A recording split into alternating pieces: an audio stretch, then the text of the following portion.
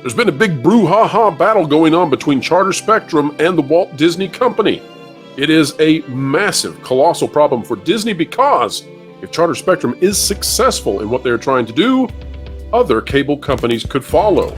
But guess what, folks? There is someone stepping into the ring to throw an assist over to Disney, and it is none other than the state of New York.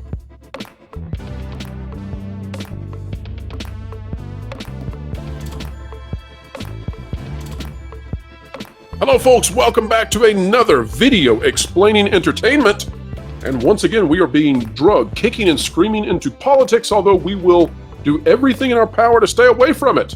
But we do have to deal with it today because it does intersect with entertainment, and we wish to keep you all ahead of the culture curve. Helping us do so is Mike Mexican Iron Man, who is coming to us from a remote location, a hidden locale for the taco truck. Mike, welcome back.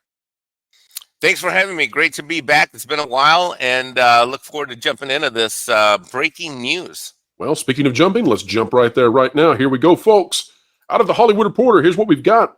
State governors call on Disney and Spectrum to cut a new carriage deal. For those of you who are not into the lingo, carriage deals are what they call cable deals. It's in terms of what the cable company has to do for their customers and for the studios, the companies who provide them their channels. New York Governor Katie Hochul also ordered the state's Department of Public Service to secure refunds for impacted Spectrum customers. She is stepping into the ring big time. Let's find out exactly how. The Disney Spectrum carriage dispute has hit the state houses in New York and North Carolina. North Carolina being thrown in, I suppose, to provide some sort of balance, but trust us, it's pretty much just New York. On Friday, New York Governor Katie Hochul urged Charter Spectrum and the Walt Disney Company to resolve the dispute as soon as possible and authorize New York's Department of Public Service, aka the government, to secure refunds for the state's 1.5 million or so TV customers impacted by the impasse.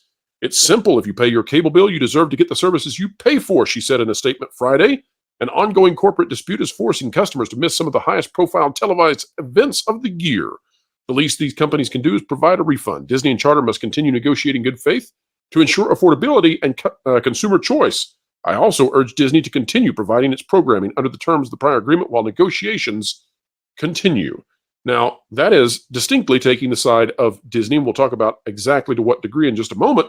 But Mike, I find this interesting that of all the things that are out there in the world right now, and by the way, you can go onto ESPN through YouTube or any number of means, but of all the issues that are taking place all throughout the world, this governor is stepping into the arena when it comes to cable television. It is of the utmost importance.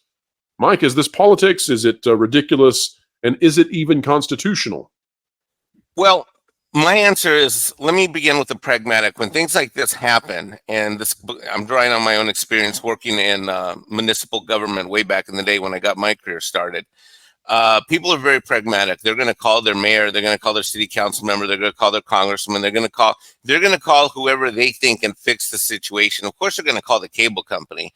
They're not likely to call Disney, although they may. But typically, a situation like this, when they're not going to find any kind of resolution from Spectrum, who's telling them, "Hey, it's not our fault. Disney cut this off," and of course, they don't know where to go at Disney. They're going to turn towards their legislative representatives on whatever side of the aisle that is. And the legislative people want to act like they're doing something. They want to look like they're taking action. They want to look like they're, fixing the situation and moving the parties. When in reality, I don't see any reason why they should be in this. This is a contract dispute about rates related to the distribution channel. I don't see any reason or basis whatsoever legally for these elected officials to get involved. What is striking to me is the actual ineptitude of Disney from a strategic and tactical standpoint, whereby what did they think was going to happen? Did they think that people were just going to say, "Oh, you cut me off of something that I think I'm getting and paying for, and I'm going to run to Disney Plus or Hulu Plus or wherever to get what I want, and I'm just going to flip on a dime and I'm going to be happy about it"? No. That, whether someone's in their 20s or 30s or in their 70s or 80s and they're used to getting what they want from their monthly subscription, that's what they're used to. And I find it incredibly interesting that these elected officials have to pick a side And the side in this case that they've chosen to pick is the side of Disney, because by saying that they're going to push back against the cable company, that's essentially saying we're not going to worry about getting refunds from Disney. We're not going to worry about telling Disney what to do. We're going to worry about telling the cable companies what to do. And the subtle nuance here is that cable companies are regulated one way or another at the state level and at the federal level. And I think that's why they're a bit of an easier target administratively. And I think politically, they're an easier target to leave Disney alone, at least in the case of some of these elected officials. Well, Mike, you're exactly right. And if we take a look at this article, we like to go to the local news. They have an idea of what's going on here. This out of WGRZ Channel 2 out of Buffalo, New York. New York Governor calls on Charter Spectrum to issue refunds to customers affected by dispute with Disney. While the governor is calling on both companies to resolve the dispute so that Bills fans can watch the season opener on Monday night, look who's being told they're going to foot the bill for this. It is, in fact, the Walt Disney Company. And folks, I encourage you to go read this article in its full by clicking on the link in the description. But yeah, it's not Charter, or excuse me, it's not Disney that the New York governor expects to provide any kind of compensation to these individuals, to the viewers. It is, in fact, Charter Spectrum. Now, what's interesting about this, Mike, is that up until this point, we have watched as Disney is on the hook for this, because Disney was having to compensate or refund to the advertisers who had paid to advertise on ESPN, etc. Ratings, of course, dropping significantly on ESPN, ABC. We're hearing, although we cannot fully confirm, the allegations are something like 40%. Now, Mike, what this does, though, is it takes all the leverage away from Charter Spectrum, especially if other states were to join in, which I just don't see how this is possible. But all of that said, the reason it takes the leverage away is, as long as Charter does not provide ESPN, then Charter has to provide a refund every single day. And Charter has said, hey, we may just walk away from this completely. Right. We may not have ESPN. So what the New York governor is threatening to do, and surely there's going to be some sort of court get involved in this, but what the New York governor is threatening to do is that if Charter walks away from offering ESPN and says, you know what, screw this, we're not paying for this anymore, our customers are not paying for this anymore, then they're going to have to refund, who knows when the limit would be. And so that takes all the leverage and hands it to Disney. It is basically one giant assist in the Empire State. It's even more. It's even more malicious when you think of the way that the money moves. Because what happens is, I'm going to mention two things from a financial standpoint. One of them is that you've got all of the people with subscriptions. Let's just say there's 1,000 people, or hundreds of thousands, or 1 million people, whatever the number is, a big number. But there's millions of people paying these subscriptions. And in these subscriptions, they're all paying for these sports packages, which they may or may not use. Because although you can add it or take it away most of the time, most people just add it as a default. And so essentially you have the entire base of the people that have the packages, regardless of the level of use, are subsidizing this. The secondary issue is that money goes to Spectrum, and then guess what? It goes right to Disney. So Disney's sitting there with this money in its coffers for the fees that they've collected from this distribution channel. And yet here we have the distribution company, Spectrum, sitting here, and then they're going to be the one left holding the bill and doing the refunds, while meanwhile Disney has already collected the cash that it is, and now it's trying to move along its merry way and go on to its new little Hulu world or ESPN plus package world, and think that people are going to come over here and it's going to start picking those up by going direct to consumer and leave Charter behind, not only with the sour base of customers that are upset, but left holding the bag and the purse strings, not only for the loss of revenue that they're going to have by not collecting these fees going forward, but by having to subsidize the fact that all these people are pissed off, as you aptly observed, Pro, by people that are deserving of a refund on a per day basis from the point that this thing was shut off. One of the things that concerns me here, Mike, is, and folks, I'm not taking a political side whatsoever, but you're always watching to see, will government put its finger on the scale? And in this case, Disney has been experiencing a tremendous downfall in their stock. That's made it more difficult for them to buy Hulu, even though they have to. We've talked about in videos on this channel the fact that September is not going well for Disney. They're offering Disney Plus almost for free, $2 per month for 3 months. doing anything they can to try to stop the bleeding. Well, if we look at the stock, and I'm not giving financial advice whatsoever here, folks, don't take financial advice from me. But from the point that the statement came out from the governor of New York, the Disney stock rose from a low on Friday of $80.20, spiked up to $81.41 after this proclamation happened. And you can actually follow along and see, you can watch the impact of this, because what Charter was attempting to do was to renegotiate the way that the industry works.